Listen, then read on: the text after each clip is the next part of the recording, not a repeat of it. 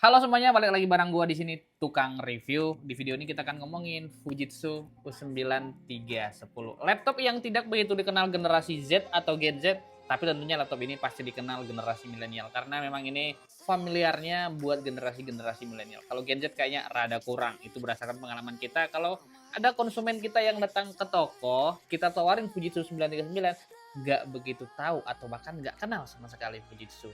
Ah, ada ya merek Fujitsu ya? Gitu pertanyaannya. Let's go, mari kita mulai.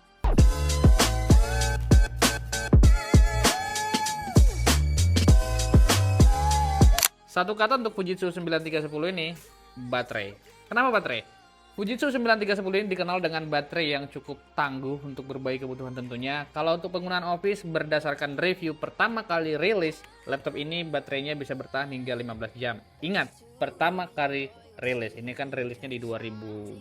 Jadi kurang lebih sudah 4 tahun yang artinya baterainya sudah tidak setahan itu lagi. Terus apa uniknya Fujitsu 9310 ini?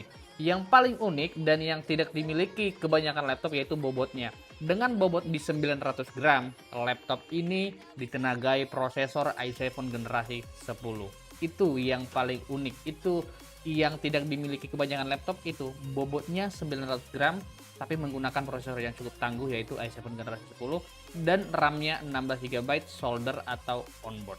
Ngomongin desain, tentunya kalau desain laptop ini ya desain clamshell atau saya biasa nyebutnya camshell, pakai C plus H, camshell. Ya desain laptop standar memang iya, tapi punya fitur yang cukup lengkap. Seperti laptop ini punya backlight di keyboardnya, yang mana kebanyakan di tahun 2024 kalau ada konsumen yang nanya ke kita, pasti yang selalu ditanya tuh, keyboardnya backlight enggak? Keyboardnya backlight enggak?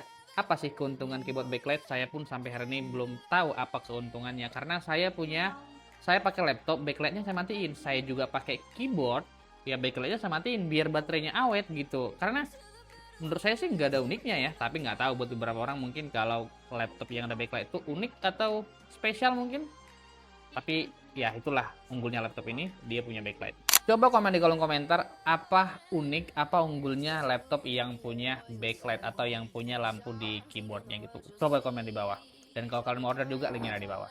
Nah, kemudian laptop Fujitsu 9310 ini punya kamera yang resolusinya nggak bagus-bagus banget tentu ya, nggak jelek-jelek banget juga tentu ya, ya sedang-sedang gitu. Dengan resolusi 720 HD itu masih worth it banget untuk kebutuhan ya office, penggunaan kantoran mungkin ya, buat Zoom, online meeting dan lain sebagainya, masih oke banget dan hasilnya seperti ini.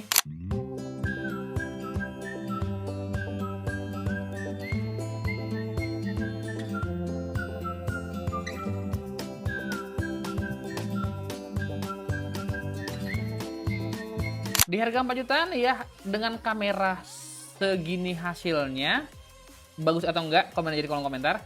Menurut gua masih oke banget, harga 4 jutaan ya, dengan berbagai fitur dan spesifikasi yang akan saya sebutin nanti. Sebelum saya sebutin spesifikasi laptop Fujitsu 9310 ini secara detail, gue pengen kasih tahu sedikit informasi buat kalian. Di gudang laptop menyediakan berbagai macam laptop, mulai dari MacBook kita ada, Lenovo ThinkPad All Series kita ada, X Series, T Series, E Series, L Series, bahkan workstation juga ada.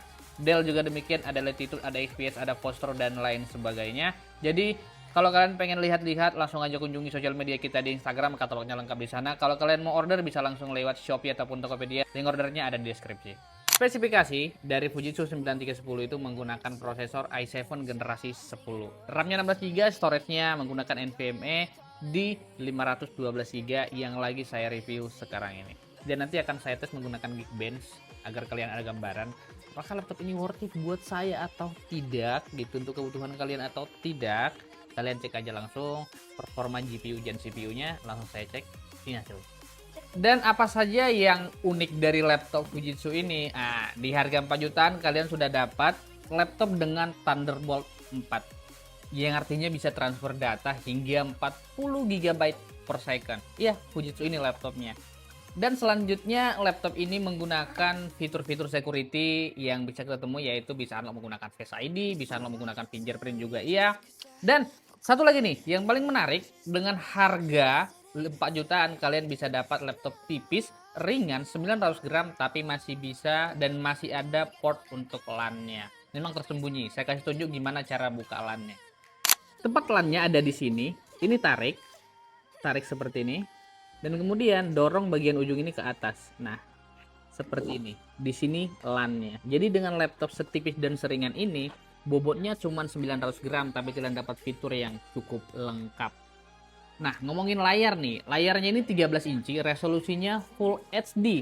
Dan panel yang dipakai IPS tentunya. Di sana nih, cahaya. Dan masih tampak jelas kan? Itulah uniknya kenapa laptop Fujitsu 9310 ini dengan harga 4 jutaan kalian bisa check out langsung, linknya ada di deskripsi. Berulang kali saya sebutin laptop ini unik karena saya sudah compare ke X1 Carbon. Nah, di sini sekarang saya ada X1 Carbon. Ini X1 Carbon generasi 8 dengan prosesor i7 Gen 10 yang harganya masih 9 jutaan. Ini sama nih, prosesornya sama. Ini i7 Gen 10 Fujitsu-nya, X1 Carbon juga i7 Gen 10. Tapi harganya 2 kali lipat. Ini di 4 jutaan, ini di 9 jutaan. Tapi memang sih kalau X1 Carbon ya kita nggak usah ngomong panjang lebar ya, tahu lah gitu X1 Carbon kenapa mahal gitu kan dengan spesifikasi i7 Gen 10. Tapi di sini yang gue mau kasih tahu, kalau kalian lihat nih, tipisnya sama nih, ya, dimensinya sama, tapi bobotnya berbeda. Yang Fujitsu ini bobotnya di 900 gram. Sedangkan nih yang Lenovo ThinkPad X1 Carbon ini di 1,3 kilo. Iya jelas ada perbedaan. Di durability udah pasti ada perbedaan ya. X1 Carbon pasti jauh lebih unggul gitu. Dari desain ya kan. Ya dan banyak hal lah yang lebih unggul dari X1 Carbon. Tapi kenapa saya merekomendasikan untuk beli Fujitsu 9310? Karena itu tadi, dengan prosesor i7 Gen 10 dan banyak fitur yang sudah saya sebutin tadi, harganya 4 juta. Di harga 4 jutaan, ini gue bisa bilang terbaik. Nah, dan yang perlu juga kalian ingat, di video-video kalau gue bilang ngomongin laptop, gue ngomongin gitu, nggak nge-review. Kalau nge-review, gue review detail-detailnya gitu. Ini cuma ngomongin doang kenapa laptop ini harus kalian beli. Dan nggak mesti harus sih, tapi dari harga 4 jutaan, apa sih yang alasan kalian buat berpikir kalau laptop ini nggak worth it buat kalian? Hanya karena merek gitu. Merek Fujitsu, coba deh cari di Google. Track recordnya Fujitsu ya generasi-generasi milenial tahu lah ya pasti. Nah, karena gue ngomongin, yang paling sering gue dapat aduan dari tim sales, tim marketing, dan juga CS, katanya tuh banyak konsumen yang nanya, kenapa di bagian sini panas? Harusnya kan panas di belakang. Kebanyakan laptop pasti punya ya tempat pembuangan panas yang berbeda-beda gitu. Kalau di sini, nah ini kalian bisa lihat nih di sini, pembuang panasnya di sini. Di sini, ya di sini betul. Jadi kalau di sini panas, ya wajar gitu. Panasnya 40 derajat ya masih wajar, 50 derajat masih wajar. Namanya juga laptop tipis, kipasnya satu. Kalau panas ya wajar gitu. Jangan berharap dingin yang dingin banget gitu. Bahkan gua pakai MacBook Air M2 aja, kalau udah gua pakai lebih dari 8 jam, panas-panas juga gitu. Ya nggak dingin-dingin juga. Semua laptop tuh panas wajar lah bro. Ya jangan berharap tuh udah dipakai di indoor, nggak ada AC gitu, hanya pakai kipas angin, tapi berharap laptopnya selalu dingin, ya itu nggak mungkin dong. Betul kan? Ya, kalau betul, komen di kolom komentar. Dan satu hal yang perlu kalian tahu, kalau kalian beli laptop, yang perlu kalian catat dan tanamkan di pikiran kalian, laptop second itu secara fisik pastinya tidak 100% atau bahkan tidak like new. Oke, laptop second. Karena laptop second tuh standarnya yang kalian temui di pasaran tuh dimanapun kalian berada, pasti itu ex company, ex pemakaian tentunya. Tidak like new, tidak juga mulus 99%. Paling ada yang mulus 90-95, oke lah gitu. Nah, di udang laptop tentunya kalau untuk kemulusan fisik 90-95% ya itu memang seperti itulah standarnya gitu. Kalaupun ada yang 80 atau 85% itu selalu kita kasih note di setiap deskripsi produk, mau itu di Tokopedia ataupun di Shopee. Dan buat kalian yang nonton video ini, jangan lupa di like, di subscribe kalau kalian suka nonton konten-konten gua yang kedepannya nih konten gua tidak seperti ini. Gua tidak reviewer yang flat gitu. Gua akan coba bervariasi jenis konten. Nah, ini jenis konten baru nih yang baru tadi pagi terfikirkan, langsung gua buat. Cara take-nya akan selalu berbeda-beda. Nah, satu lagi, laptop ini bukan laptop gaming. Jadi jangan dipakai buat main game. Kalau pakai main game, tanggung resiko sendiri. Dan kesimpulannya, Fujitsu U9310 cocok buat siapa? Yang pertama, cocok buat mahasiswa yang kebutuhannya nggak berat-berat banget. Contoh, buat programmer masih oke. Buat yang penting tidak untuk kebutuhan desain ataupun editing video, laptop ini masih sangat direkomendasikan untuk mahasiswa, kantoran, pelajar, dan apapun itu profesi kalian. Laptop ini masih sangat bisa saya rekomendasikan di harga 4 jutaan. Jadi itu aja, jangan lupa like, follow, and share video ini kalau kalian suka.